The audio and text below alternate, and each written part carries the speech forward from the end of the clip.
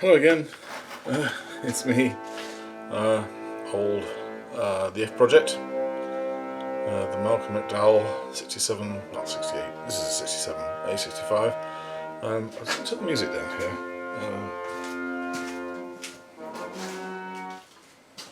Right, well, this bike has come along amazingly actually. It's a bit tedious because of all the bit of wrenches.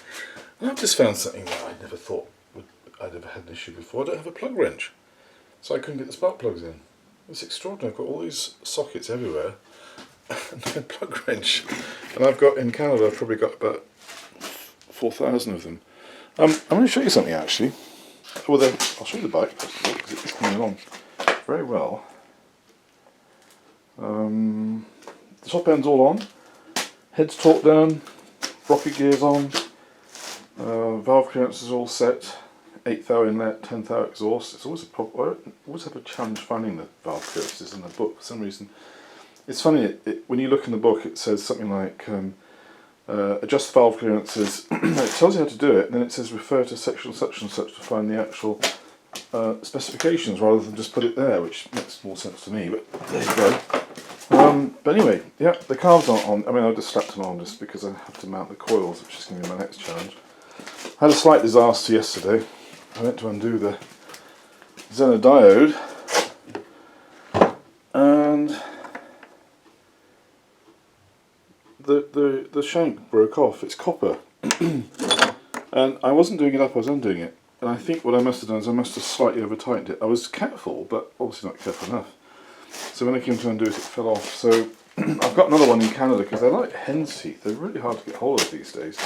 Everybody's got them, they're out of stock and they're ridiculously expensive even when they're in stock. So I've just put it back in, and what I've done is I've put a piece of rubber on top of it to hold it in place. It's a temporary measure because my son in Canada is looking through my parts because I know I've got one there. So I just thought just to fire it up. I mean, I could just leave it out, you don't actually really need it unless you want to fire the battery on a run, but you could get away with it. And so yeah, that was one disaster.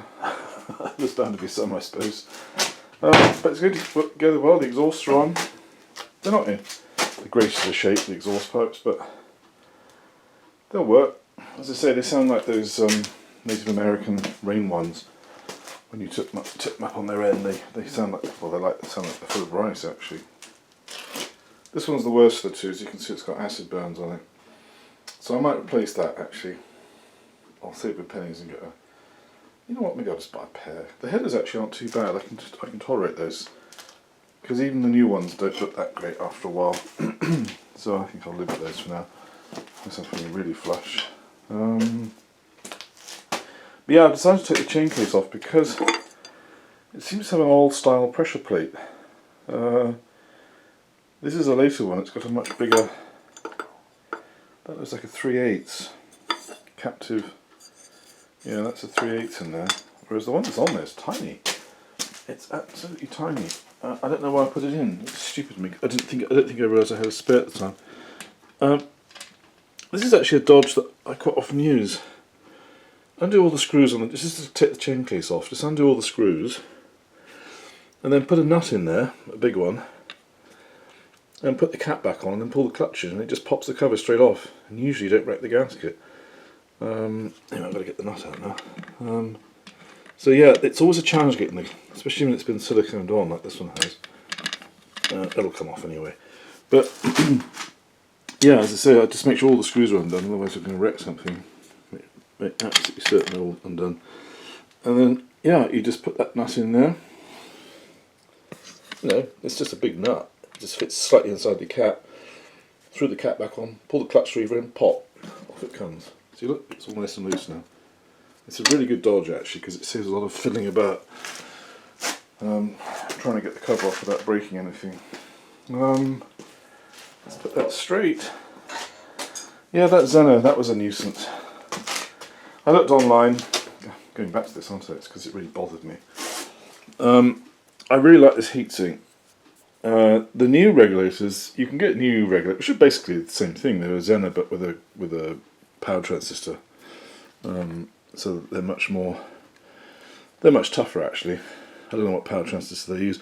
I've made them in the past myself for cars, for running radios and stuff like that. A voltage regulation. It's just a simple, very simple circuit. And the new ones are about, I think they're about £20. Whereas the Xeno diode, if you can get them, they're like £50–60. But they're mostly out of stock, and I really want to keep it original if I can. I don't want one of the new regulators on there. I mean, I could just leave the heatsink on there and hide the regulation by the battery, but I don't know. This bike's so original, I really want to keep it as original as I can. So, as I say, my son in Canada, he's going through my parts box, and I know I'm absolutely 99% certain I've got at least one in there. I think I might even have two. So that'll be good. Oil lines are in. Oil in the tank. I don't know if you can see that on, he's topping up. I put some in and I thought, well, I'll leave it for a day or two and see if it leaks, and it doesn't. I had to put a new O-ring on the drain, and nothing's leaking so far. I've got I have a plug wrench in the toolbox actually. So yeah, I got some paint this morning. More paint, more clear coat. So I'm doing the tanks. What else have I got? Oh yeah, I've got the camera down a second because I want to have a look at this.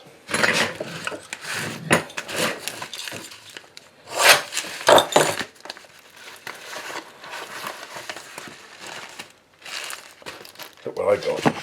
Two brand new fuel tap plungers. Because, well, one of mine's missing and the one that's on there is probably going to leak like a sieve. So I thought, oh, here's my fuel tap, my gas tap. That one's missing. They need a little clear. These are actually original Europe ones. So that one's on there. I've always known these to leak like crazy, especially when you first haven't been used for years. I haven't said that one's actually quite snug. Oh, it's not exclusive. So that'll leak like an absolute sieve. It'll puddle fuel everywhere. So I'm glad I got the new ones. Next up is coils. Got the originals there plus two new ones. The bike is 12 volt, 67 lightnings I think all were. I did double check. It's got two 12 volt coils and a 12 volt headlamp bulb. So, and the Xeno's 12 volt of course, although it doesn't say so on it. At least it probably did at one time, it doesn't anymore. Which is good because I would have made it 12 volts anyway. Yeah, even if I'd had to sacrifice the Xeno, I would have made it 12 volts because the 6 volt systems just don't cut it. For one thing, the wiring has to be better, more heavy duty, because you're passing more current. It's Ohm's law, you know, power equals voltage times current. So if you have a lower voltage, you have higher current. So you need to have thicker wire and better connectors, you know, better switches to deal with it. So 12 volts is a far better thing. Boats, I used to rewire boats, and a lot of the old ones used 24 volts. Actually, some of the really old ones used to use a 36 volt system.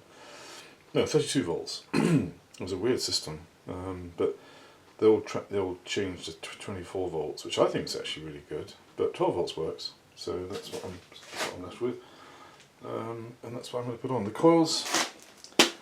I've been scratching my head trying to think where to mount them. As I say, on the BSA originally they had one line crossways and one pointing up, and it was horrible. And I'd love to have them both in the same position, but I just don't know how I'm going to be able to do it. There is space between the carburetors down there, but I'd have to build an outrigger to do that, and I'm not wildly keen on that idea. Very strange. BSA, for some reason, just thought, oh, bugger. Excuse my language, but I thought, hang on a second, we haven't decided where to put the coils. I guess they were so used to magnetos, they just didn't give it a second thought when I first built the A65. Because of course the A10s all have magnetos. So yeah, the coils obviously they hadn't figured that out, and then when they realised, they mounted them however they could, which was very inelegant. It was a horrible setup. I'm not actually sure exactly how they did it. I've only seen pictures of how people have done it. I had another A65, A67 before this one, and I mounted two small 12 volt coils in that. And I remember at the time scratching my head, but I managed to get them to fit actually side by side in down there and behind the air cleaners, but I don't know how I did that because there isn't space on this one. But maybe I had a different mounting bracket on it, because the later ones were different. They were lower down, I think, and they pointed up rather than pointing backwards. So that may have been what it was, and there isn't space in behind there, because I've measured it. What a conundrum, eh? Yeah, BSA, good old BSA. But I could actually just cut that bracket in half and modify it. I'll think about it. I'll figure something out. Yeah, actually that's a thought. I could do that. I could have another bracket running parallel in behind it, and then cut a gap in there. That, I think, is what I'm going to do. I know this is original, but it's stupid, and I'm not prepared to entertain stupid.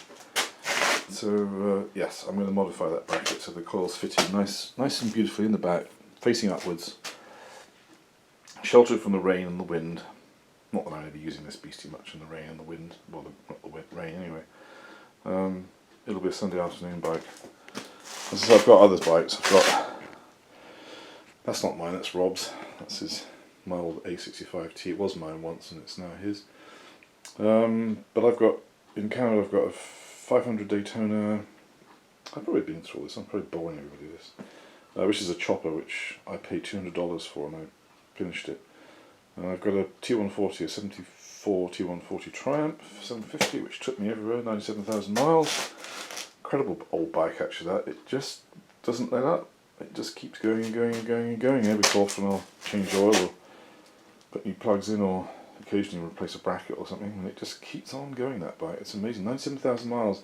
It is tired, it smokes, and the compression is definitely down. It doesn't go as it used to go, but it's still going, and it's on, I think it's on 20 thou oversized pistons as far as I remember. It might be 40. I think it was 40 actually, because I rebought it when I first got it.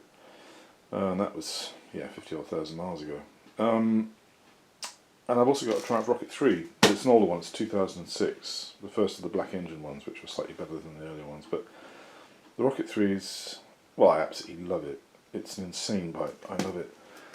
And that's going to be my daily ride when I bring it over here. So this will be the, this will be the Sunday outing, the Butte bike, just for just pottering around on. Yeah, and yeah, one of these days, I don't know, I'll have a museum. That's my daughter's bike over there. Somebody chopped a Rebel. Actually, it's a 125 twin. Actually, quite a nice little engine. So it'd be quite good to get going. It's my next project after this. Yeah, I could steal the coils from that, couldn't I? It's double out. Oh, no, I can't because I've got two separate contacts on here, not the boiler. That's a shame. Yeah, no, I can't do that, unfortunately, if I make it. Yeah, no, that's not going to work. But, yeah, nice little bike. So thanks for watching again. Not much more to show you at this point. And speak to you again soon. Bye-bye.